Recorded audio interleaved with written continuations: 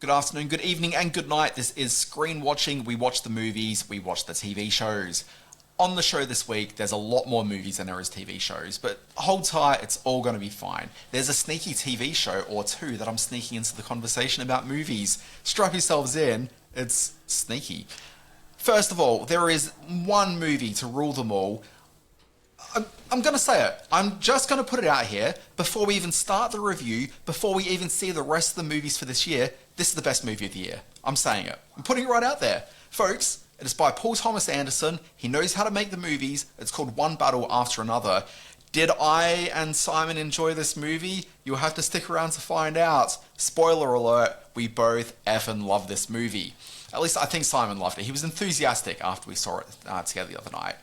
All of you, it's a brand new movie, also on the Apple TV Plus. It is a feature film in every sense of the word, except there's a very strong TV twist on it. Folks, I will explain all later on in the podcast, after we battle after another. And the movie event of the year, not the best movie of the year, because obviously that's One Battle After Another, but if you're looking for a very close second, yes, I am reviewing Gabby's Dollhouse, the movie, on this here podcast. Folks, that's too much show already. Let's get started. This is not like TV, only better. Television! Teacher! Mother! Secret lover. What, that's it? That's your movie? Well, I said that I had an idea for a movie.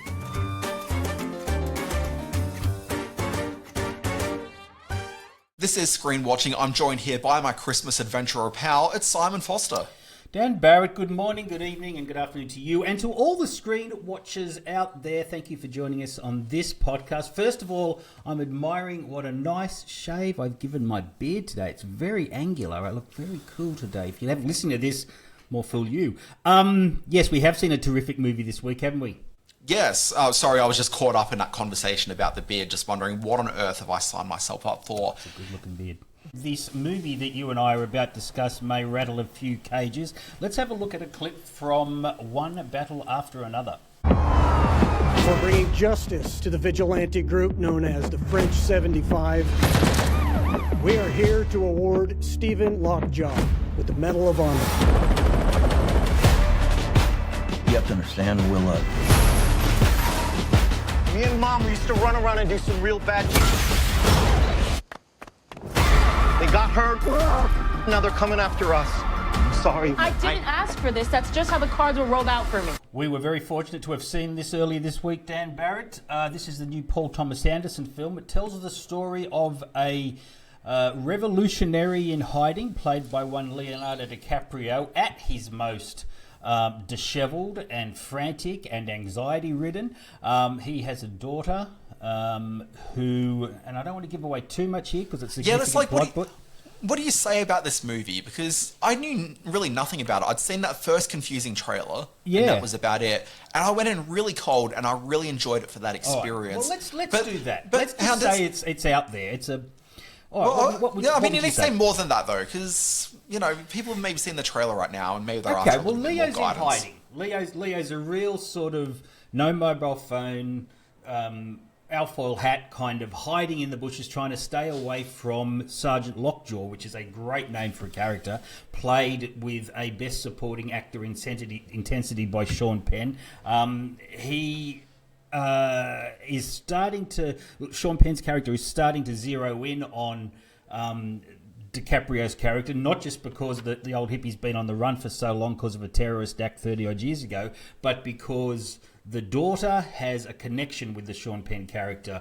The daughter played by the incredible, and I want to get her name right because she is terrific. It's like Infinity Chase? Chase Infinity. Chase Infinity. Yeah, in her film debut. What a performance. And great she's name. kind of like this in-between character. She's kind of a hippie, but she's also kind of a rebel against what her father stands for in some regards. They're having those teenage years where they clash, and she wants to be the teenager he won't let her be. But the stakes are very high. This becomes an action-packed road movie filled with some incredible sequences. The point I want to make is that I can tell, and I said this on the drive home, I'm wondering why you and I love Paul Thomas Anderson movies so much. And he's certainly in that realm where he hasn't really made a bad movie yet, and that's kind of a big deal.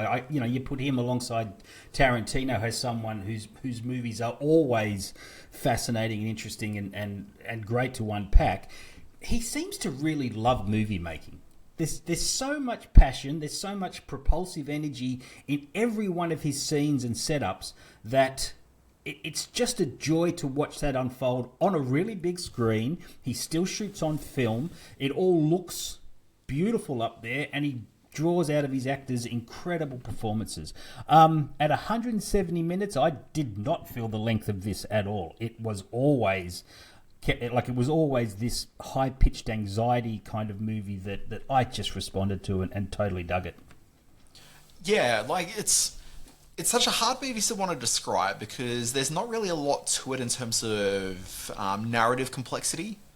I think in terms of... It's a movie that feels alive in that it is so visually rich, and there are moments of such heightened anxiety, which is driven by the editing, the music, the shot composition. Like, it is a film where you are literally on the edge of your seat from the first scene in this going right through. He doesn't give you a moment to really sort of catch your breath, because it's not like Magnolia, which is my favorite of his movies, which for, that goes for almost 3 hours as well. And I'd say for 2 hours and 45 minutes of it is just anxiety inducing for that entire experience. And that is, again, the music and the editing and everything is just there to just feel as though the walls are closing in on you just constantly through that film. And that music is so loud and bombastic, and it is an experiencing Magnolia. It kind of captures all of that in this movie, but the characters are just constantly on the move as well. So you've actually got this propulsive thing where they're just constantly moving, and even in scenes where they might be sitting on a couch, it still feels like there's just constant movement happening, because it's being sort of intercut with other things and other movement that's taking place. Like, it is a full force movie, which if I was to try to give it a point of comparison, I would say this is There Will Be Blood meets Death Proof. Sure. Yeah. Okay. Let's go. And that's not even a great comparison, but those are the only ones I've really got here. The point I find really interesting is that there's going to be a lot of talk about how it's... And he finished filming this early in 2024, so it was prior to the current administration being in office. But there's so much in this film that reflects the society of today. The military are on the streets, the... immigrant population, it's boiled down to them being locked, immigrants being locked behind bars, in camps and fenced off areas on the side of freeways. The rebellion that Leo and Tiana Taylor are part of, they are tasked, called the French 75, are tasked, give themselves the job of breaking these immigrants out and making statement sort of bomb blasts everywhere. So, from that point of view, it's a deeply political and very prescient and very aggressively current contemporary film. But at the heart of it is, and this becomes more evident as the film goes on, it's a father-daughter story. It's about a father desperately chasing the bad guy to get his daughter back, and that's so. While it's got all this sort of really dense political symbolism and interpretation around it, at the heart of it, it's still a really human story, and Anderson just balances all of that perfectly. See, look, I'm sure you won't be the only person to lean as the idea of, it's pressure and, there's politically... Like, all of that. I actually don't think that's relevant to the movie at all. I think that's just a lot of noise. So if you actually think about, the politics of it and the way that everything's framed, they're part of this revolutionary group, but they don't feel like they're a contemporary revolutionary group, nor do they feel like they're even... So the film does a time jump after the first 20 minutes to be 16 years later. Yeah, exactly, yeah. So if we were to take it back to 16 years ago, which brings us to, 2010... It's not like the revolutionary group in this really felt like they were a group of 2010. They feel like they're the Weather Underground for the 1970s. Sure. Okay, only dealing with freeing immigrants, which feels a bit more contemporary, but also isn't that much more contemporary. It's sort of... it's Paul Thomas Anderson, so it's sort of very LA based, and so there's always that sort of tension around the idea of immigration, sort of as part of that sort of neck of America. it's hard for me to really necessarily like, I was watching this, I couldn't actually work out for a good chunk of the movie what year it was supposed to be taking place in, because again, it felt like it was very Weather Underground at the beginning, and the only thing that actually really grounds it in being a modern day story is that, after the prologue's sort of taken place, 16 years later, she's got a mobile phone. And so the mobile phone becomes a point of contention. But if you take that mobile phone out of the story, it really could be at any point for like the last 45 years that we're watching this film. The other point to what you're saying is that it's based on a Thomas Pynchon novel from 1990. Vineland Paul Thomas Anderson has been trying to make this movie one way or another since he read and fell in love with the book. And what he's ultimately done is taken the central character, twisted it and turns it, and he's kind of made a Vineland adjacent story. There's very little in it that's from the novel, but there is an essence, there is a story there. I do agree with you that the political aspects are an adjunct to everything else that goes on in terms of the action and the characters. I don't think we can ignore those in this current climate. The gated, the wire fence immigrant communities and the encroachment of military into the streets of LA, and the use of weapons against the civilians. That it is particularly current and particularly prescient, and speaks to exactly what the current state of America is. So I think in that regard, we're going to talk about The Savant a little bit later, and part of that discussion is going to be about it being pulled from Apple TV. Is there any concern that we might be talking about The Savant? Exactly, yeah. If you're listening Apple TV, we might be. Is there any concern that this is too incendiary, or could be portrayed as being too incendiary, for a multiplex release? No, the movie, I mean.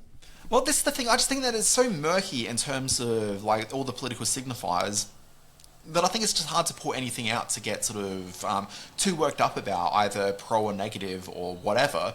Only because it's like, well, what is the film actually saying with any of this? And I don't think it is saying anything with any of that. Like, when I noticed, like, but it's fair. But Kimmel didn't say anything specifically about. I mean, he got his comments were used against him, even if the comments weren't that bad. This is specifically going. His comment, though, like, as nonsense as the Kimmel stuff was, like, it was still talking about very specific people and an actual incident. Whereas this is such a murky sort of hodgepodge of ideas. Like, when I think about like the immigrants as captured at the beginning, it felt just as much the experience of 2025 as it did watching the early scenes in Scarface, the 80s version of Scarface, where he's just come over from Cuba. Like, it just kind of felt like it was the same sort of a scenario, only with some 1970s revolutionaries breaking them out. Like, it feels like it's just pulling from everything to almost sort of say nothing about any of that in a way that I think would upset people. I think broadly, we can go sort of in circles around it all, but I think broadly, people coming into this just need to know this is a movie where it's not exceedingly political, even if you want to read into it, because nothing's ever, like, no culture's produced in a bubble. There's always stuff that's being brought in from the current moment. But if you put all that aside, it is a movie which is funny and boisterous and sexy as hell, and that's just Leonardo DiCaprio. Sexy man. But you've got all these elements which just make for great filmmaking and cinema, and it's fun, and it does go for almost 3 hours. You won't notice it goes for that long. Like, it is just a delight of cinema. I'm very into this movie. Yep. We'll end there because we both absolutely agree it's a major work and another. Yeah, so you mentioned Magnolia, which I love, and in hindsight, I do think it's his best movie. No, I don't actually. I'm a There Will Be Blood person. I think There Will Be Blood is his best film. Oh, absolutely. I saw that. That was one of those movies that I saw, came home, couldn't stop thinking about it, and went and saw again the next day. Which I've only done with Rogue One. And what was the other one I did? Oh, and I did that with Weapons this year. Sometimes I just get in my head that I love a movie and I want to go back and do it again. But yeah, no, There Will Be Blood, absolutely. Yeah, I'm the same way with heroin. The actual drug or the movie heroin? The actual drug. Wow. Okay, yeah. Good to know. Yeah. No, like, you just have it and you're like, you know what, just let's give it another go. Jeez, don't do drugs, kids. No. All right, so what are you moving on to? What have you got to talk about, Mr. Movie reviewer for the day? So look, I probably wouldn't talk about this movie in, public company. Well, as much sort of depth as I am this week, but my planned TV series sort of fell out. So there's a kind of it's actually an interesting movie. I don't know why I said kind of interesting. It's an interesting movie. It's debuting on Apple TV Plus. It stars Brett Goldstein from TV's Ted Lasso. Big fan. Love his podcast. And also the woman with the funniest name ever in cinema, Imogen Poots. Who's having never quite a not found it resurrection. Oh, it's hilarious. Who's having a bit of a resurrection this year. She's coming up in the new Kristen Stewart directed film, The Chronology of Water, and is getting a lot of buzz about that. So, yeah, she's having quite the resurgence. Cool story. Anyway, it's called All of You. We're going to watch a clip.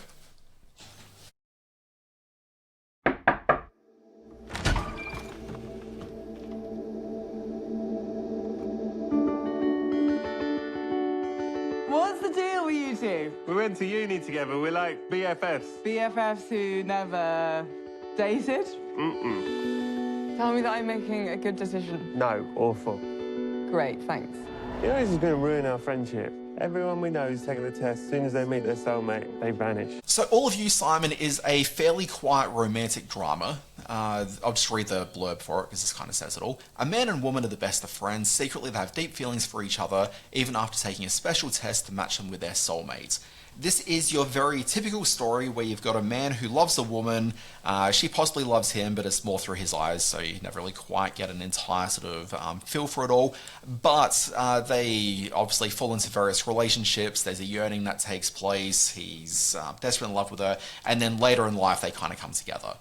Okay, but there's a twist in this one, which actually gives a really interesting wrinkle, which is that this is in a it's not even quite futuristic, but like it's a 15 minutes from now type story, where there's a business that's been set up, which for not an insignificant amount of money, I think it's a couple of $1,000s, you can pay this company some money and they will find your soulmate for you.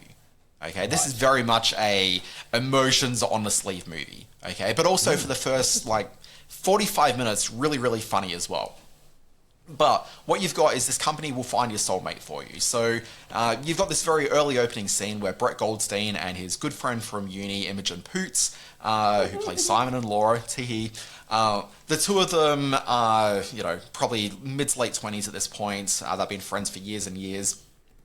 And he's like given her some money so she can go and find a soulmate. They have a very sort of witty conversation on the way to the offices where they talk about all the friends that they've lost in the last couple of years because they keep on, friends will find their soulmate, they'll couple up, and then they just don't see them anymore. So that's kind of the Brett Goldstein character, Simon. He's not really into the idea of the soulmates business because he doesn't really quite believe in it, and then also he's just lost all these friends as a result of it all. So he's just kind of a bit annoyed by the whole situation.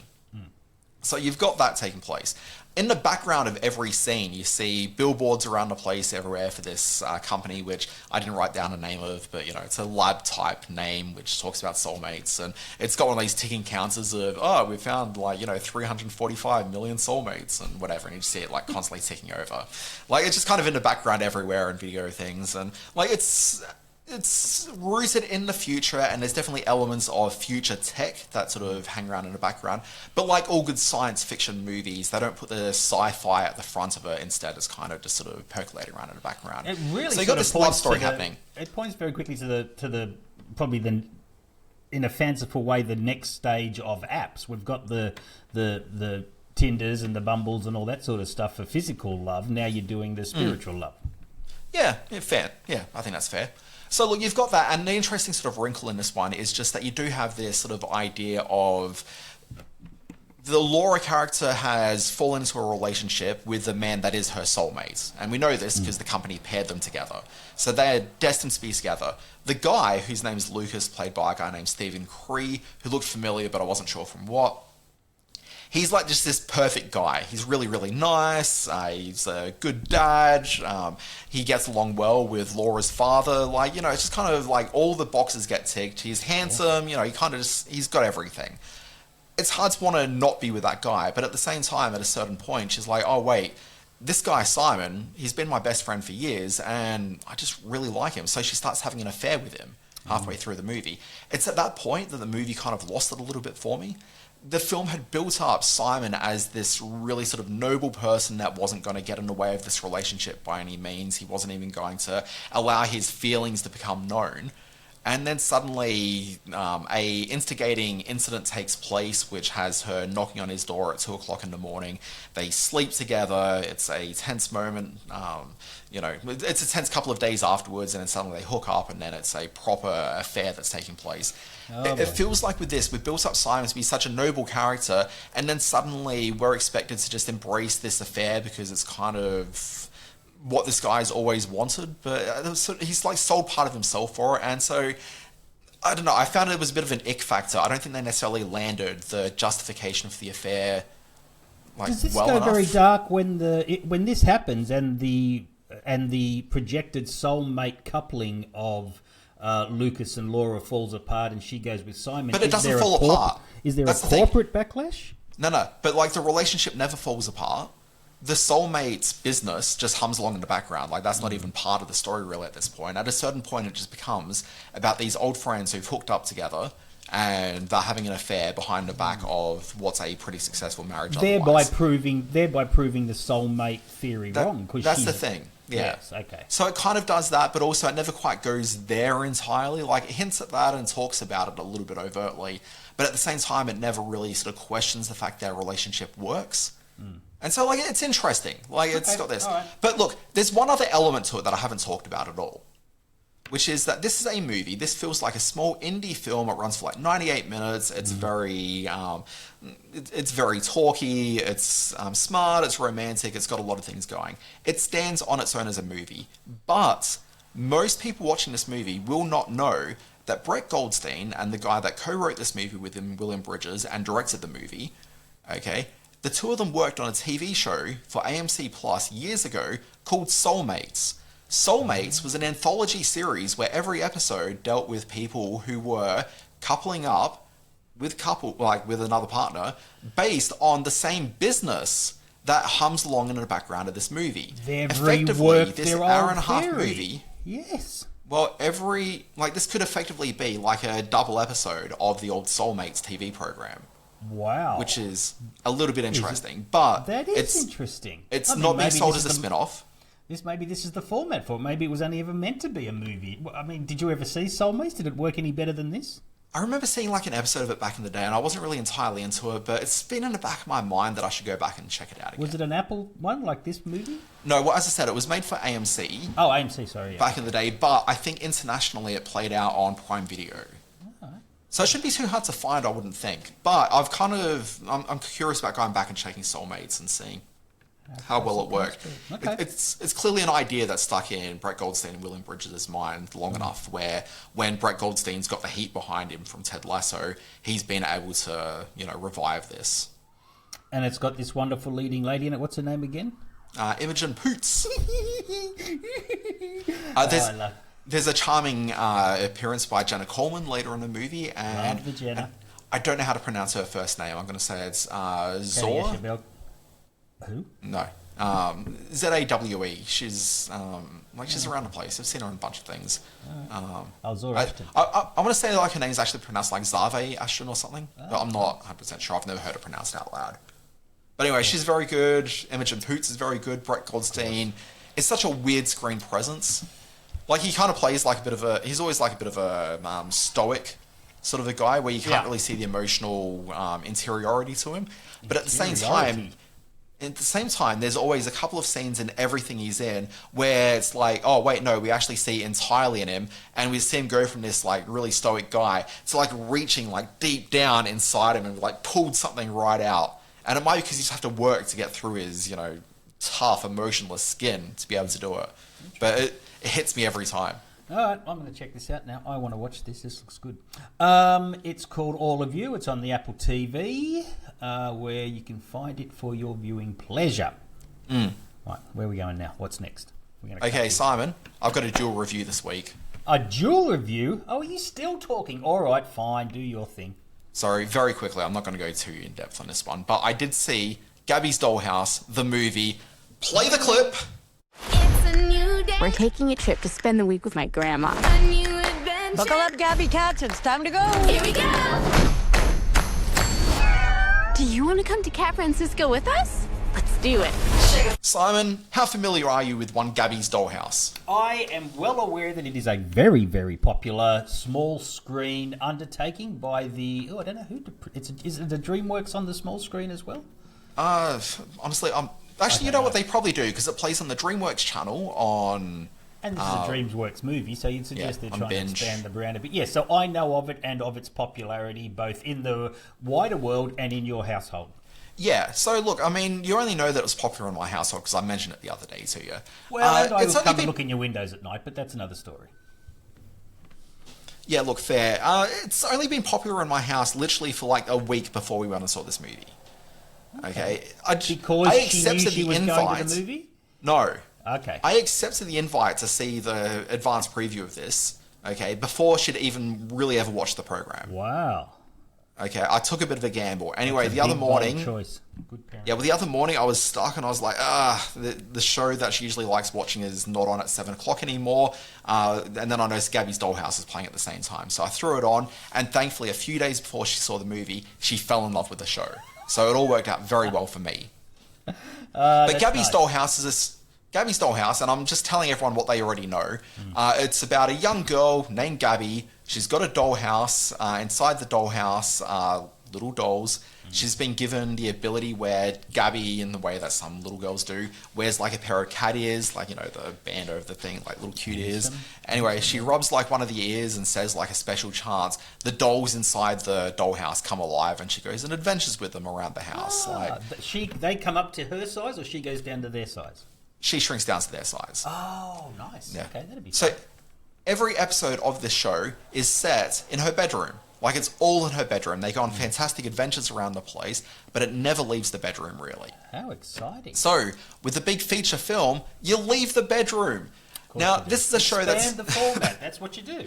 Exactly. Okay. It's a show that's been in production since 2021, so it's run for only 4 years. It's got 11 seasons in the way that some kid shows... Well, some kid shows will have like a 3-episode season and like 8 episodes or whatever. So it's 11 seasons, but it's only across 4 years, and I don't know how many episodes that is. It's probably a bunch. But the issue is that you've got the cartoon Gabby character who populates like most of the episode, but it's kind of bookended with a live action girl. And the live action girl has been played from the very beginning by, and I was hoping to pull up her name right now, certainly not a household name, Lalia Lockhart Craner. Okay. She would be getting a little bit old for these toys by now, wouldn't she? This is where we're getting. So, the show starts, she's 13 years old as an actress. The man who's still got the teddy bear that he was born with, but that's okay. So she's 13 years old when it starts. As I said, been running for 4 years. So she's now 17 years old, or at least was when this movie was being made. Okay, yep. The difference between a 13-year-old to a 17-year-old is quite different. They get bigger, their faces get gangly, like, it's just kind of what happens. Okay. So, the challenge, and like, because I wasn't that familiar with her, I hadn't really put a lot of time and thought into Gabby until I watched this movie. I'm watching like the opening scenes with this 17-year-old girl wearing her cat ears, which some teenage girls are still wearing cat ears, like, you know, you see that kind of thing. Yep. You know, there's those girls. But like, you know, she's getting around with her cat ears, she's talking to her dolls, and like, I'm just like, she's a little bit old for this now, like, isn't that the thing? But then, bam, like 20 odd minutes into the movie, that becomes a theme of the movie. And so most of this movie is about this girl who she hasn't, because what you've effectively got is a girl who has is starting to get too old for her toys, but the wrinkle on it is that she can actually interact and engage with her toys. Like, her toys are actually friends of hers. So she's kind of getting too old for her friends, but she also knows that they're toys, and it's about play and whatnot. Like, it's a bit more layered. We've seen that perspective in the Toy Story films, how Andy doesn't want to play with his toys anymore, and the toys are feeling a bit left out. From the toys' perspective. This is from both angles, isn't it? It's actually more from her perspective than it is from theirs. Okay. So it's kind of just interesting, and it's a bit of a mature idea for what's ostensibly a movie for, you know, 4 to 8-year-old girls. Like, this is the sort of movie that's made for people whose main interests in life are unicorns and rainbows and having a Chupa Chup at the end of every day. My daughter loves Chupa Chups. She's really into them. There are sometimes food, sometimes food. Does she but like anyway, the shiny, like sugary ones, or the creamy ones? The sugar ones. Yeah, doesn't like the strawberries and cream one, which surprises me, but she loves the cola. Okay. But we digress. This is a better movie than you think it is, only because it takes a bit more of a creative leap in terms of what these sorts of films usually do. It's not for adults. It is absolutely made for that audience, and I sat in an audience with kids who were bought into it already, but man, the movie worked so well for them. I sensed the enthusiasm in the room. I think the movie makes a slight misstep towards the end, leaning just a little bit too hard into what that thematic idea of the movie is. I noticed my daughter at one point said, "Oh, can we leave now?" And I'm like, no, it's going to be okay. It'll get lively again in a moment. And it did. And my daughter was on her chair, like clapping along, like she loved this film. So like it works, okay? But you don't go into it as an adult thinking this is a movie that's going to have any value for you, because it's not. But it's also not for you. I would suggest the casting of one Kristen Wiig may be the sort of the soother for the parents that have to go along to a movie like this. Look, that's absolutely true. She's in this. Gloria Estefan's in this as well, playing the grandmother that gave Gabby her magical ears. Sure. Absolutely. But Kristen Wiig is the secret sauce of this movie. She is absolutely hilarious. There are a couple of scenes in it which are proper laugh out loud. Okay. Like, it is a really daffy, incredible performance by Kristen Wiig. I hope that most adults don't see it, though, unless they've got a little kid. That would be odd. Oh, which reminds me of a funny story. Next weekend, the weekend after this one, the 3rd through to the 5th, the cinemas are going to be filled with Swifties, the new Taylor Swift making of launch. And they're literally starting at like 7 a.m. in the morning, and it's an 89-minute feature presentation. And you 7 in the morning. Yeah, absolutely. And they're running on the hour across 2 cinemas in a lot of theaters, and there's like 20 sessions of it through the day. And I say this because A, I've already bought my ticket.